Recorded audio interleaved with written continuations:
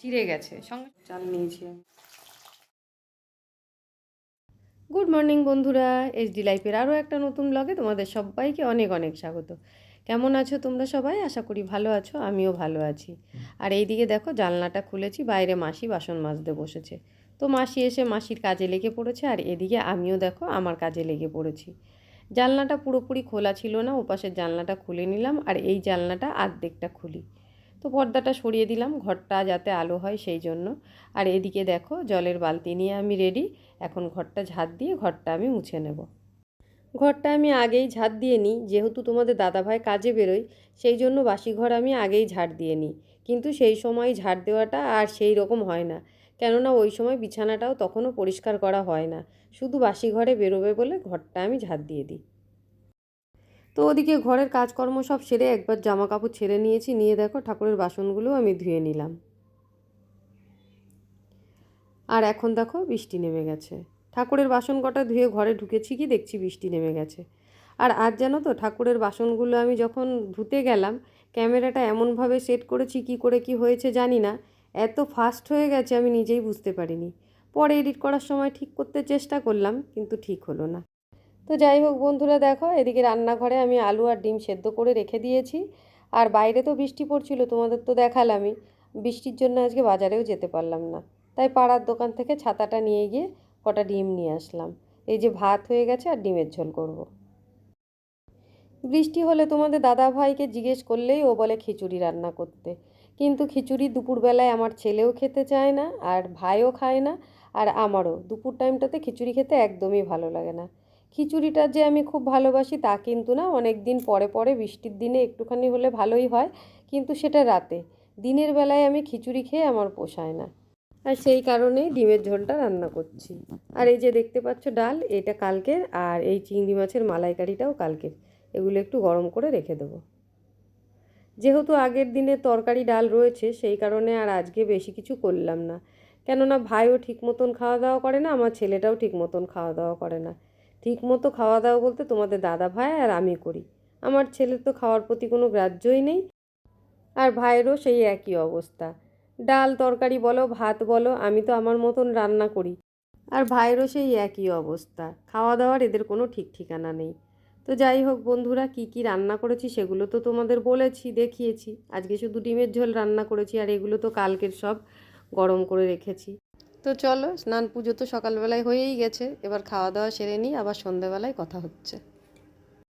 তো বন্ধুরা দেখো আবার চলে এলাম সেই সন্ধেবেলা। আর সন্ধেবেলায় দেখো আমি ঠাকুর ঘরে এসেছি, এসে আগে সন্ধে দিয়ে নিয়েছি, তারপর গোপাল সেবা দিয়েছি। এখন গোপালের সেবা চলছে, এরপর গোপাল শয়ন দেব, তারপর আমি রান্নাঘরে গিয়ে একটু চা করব। চা খেয়ে ঘরের কিছু জামা কাপড় গোছানোর আছে সেগুলো গুছিয়ে তারপরে আবার রাত্রের রান্না বান্নার চিন্তা ভাবনা। তো এই কাজটা তো প্রত্যেক দিন সন্ধেবেলায় কাজলই করে দেয়, কাজল আবার নতুন কাজে ঢুকেছে, সেই জন্য আর এই টাইমটাতে বাড়িতে থাকবে না, এখন থেকে আবার আমার কাজটা আমাকেই রোজ সন্ধেবেলায় করতে হবে। দেখো বন্ধুরা আমার কপালের কি অবস্থা। আজকে বৃহস্পতিবার সকালবেলায় পুজো দিয়েছি, আর সেই থেকে সিঁদুরটা কপালে কেমন লেপটে আছে, দেখতে কেমন লাগছে। তো যাই হোক, সারাদিনে তো সেরকম কোনো ভিডিও শ্যুট করা হয়নি। আর এই দেখো সন্ধ্যের থেকে সমানে বৃষ্টি পড়েই যাচ্ছে, বন্ধ হওয়ার নামগন্ধ নেই। আর প্রত্যেক দিন রাত্রেবেলায় কি রান্না করব কি খাবো এই একটা। যাই হোক, যদিও বা একটু রুটি তরকারি করতে পারতাম, আজকে জানো তো সকালবেলায় রান্না করতে গিয়ে পেঁয়াজ কাটতে কাটতে পট করে হাতটা মানে এই যে এই বুড়ো আঙুলটাই, বুড়ো আঙুলের এই জায়গাটায় কেমন চিড়ে গেছে, সঙ্গে সঙ্গে একটু রক্ত বেরিয়েছিল, কিন্তু আমি অতটা গায়ে লাগাইনি, তখন অতটা বুঝতে পারিনি। কিন্তু দুপুরবেলায় যখন তোমাদের দাদাভাইকে খেতে দেবো, তরকারির বাটিটা ধরেছি আর দেখছি হাতটা জ্বলে যাচ্ছে, আর এই হাত দিয়ে কিছু করতে পারছি না। শেষ পর্যন্ত হাতে ব্যান্ডেড পেঁচিয়ে তারপরে তো দুপুরবেলায় খাওয়া দাওয়া করেছি। আর এই বেলায় ওই জন্যে সেরকম মশলাপাতি দিয়ে রান্না বান্না কিছু করতে পারবো না। আর যেহেতু বৃষ্টি পড়ছে, রুটি কিনে আনতে যে বলবো তাও সমস্যা, কেননা তোমাদের দাদা ভাই তো আর ছাতা নিয়ে কাজে যায়নি, ছাতা ছাড়াই গেছে। এইবার রুটি টুটি কিনতে গেলে ওর একটা সমস্যা, ভিজে ভিজে দোকানে যেতে হবে, রুটি আনতে হবে। তো সেই জন্যে ভাবলাম যে তাহলে এখন একটু খিচুড়ি রান্না করে ফেলি। তো চলো চালে ডালে বসিয়ে দিই, খিচুড়ি আমি কীরকম করে রান্না করি তোমরাও দেখো। তো বন্ধুরা দেখো চলে এসেছি রান্নাঘরে, আর এই দেখো চাল, এক কোটো চালও পুরো নিয়ে নিই। আর এইখানে এই যে মুগ ডাল 100 মতন আছে। এটা হালকা একটু ভেজে নিচ্ছি। চালটা দেখো গোবিন্দভোগ চাল নিয়েছি আমি। মুগ ডালটাও অল্প আছে।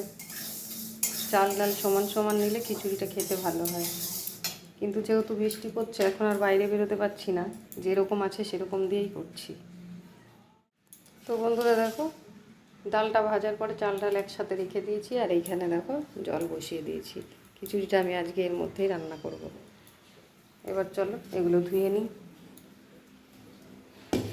আমি আজকে একদম শর্টকাটে খিচুড়িটা রান্না করব। আমি এভাবে খিচুড়িটা খুব একটা রান্না করি না। আমি খিচুড়ি রান্না করা শিখেছি আমার শাশুড়ি মায়ের কাছ থেকে।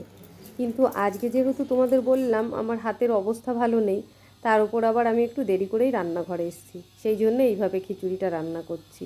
তো এখানে দেখো আমি বাদাম নিয়ে নিয়েছি, আর ওই যে নারকেল ছিল ফ্রিজে একটু, নারকেলটা বার করে একটু কুচিয়ে নিয়েছি, আর এই যে আদা একটু গ্রেট করে রেখেছি। তো বন্ধুরা আজ তো খিচুড়িটা আমি চালে ডালে একসাথে বসিয়ে দিলাম। আসলে আমি এইভাবে খিচুড়ি রান্না করি না। তোমাদের তো বললামই আমাকে আমার শাশুড়ি মা খিচুড়ি রান্না করতে শিখিয়ে দিয়েছিল, আর উনি খিচুড়িটা রান্নাও করতো দারুণ।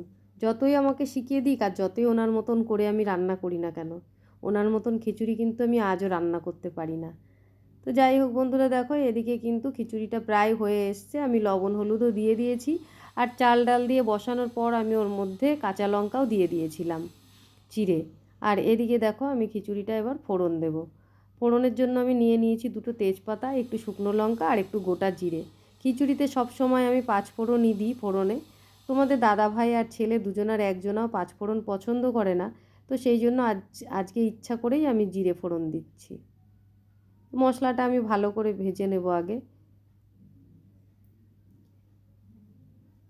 তো মশলাটা দেখো ভালো মতন ভাজা হয়ে গেছে। এবার এর মধ্যে দিয়ে দিচ্ছি নারকেল কুচিগুলো। নারকেলটাও আমি আজকে খিচুড়িতে দিতাম না, ফ্রিজে একটু নারকেল রাখা ছিল, তো সেই নারকেলটুকুই আমি দিয়ে দিলাম।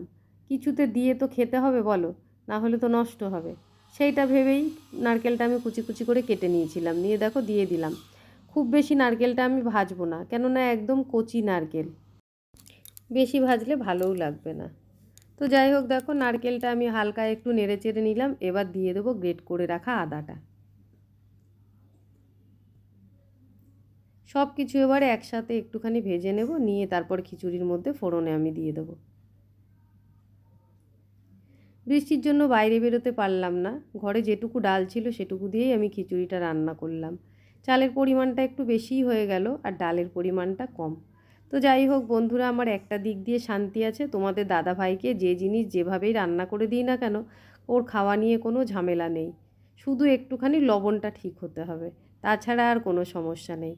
কেননা আমাদের ঘরে একটু লবণটা হালকা খাওয়া হয়, বেশি লবণ আমরা কেউই খাই না। লবণ বেশি হয়ে গেলে পরে তাহলেই একটু সমস্যা হয়, তাছাড়া যেমন তেমন রান্না করে দিলেও তোমাদের দাদা ভাইকে নিয়ে কোনো সমস্যা নেই। তো দেখো ফোড়নটা দিয়ে দিয়েছি, দিয়ে তারপরে ভেজে রাখা বাদামগুলোও আমি দিয়ে দিলাম।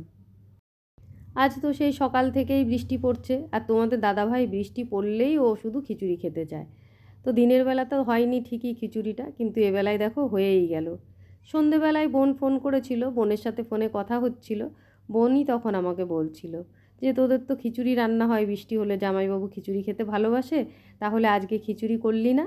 তখনও যেহেতু ঠিক ছিল না খিচুড়ি করব, তাই আর ওকে বলতে পারিনি কিছু। তবু দেখো সেই কিন্তু খিচুড়িটাই রান্না হলো। তো বন্ধুরা দেখো খিচুড়িটা আমার রান্না হয়েই এসছে। আমি এর মধ্যে একটু জিরের গুঁড়ো দিয়ে দিয়েছিলাম, এবার এর মধ্যে একটুখানি গরম মশলাও দিয়ে দেবো।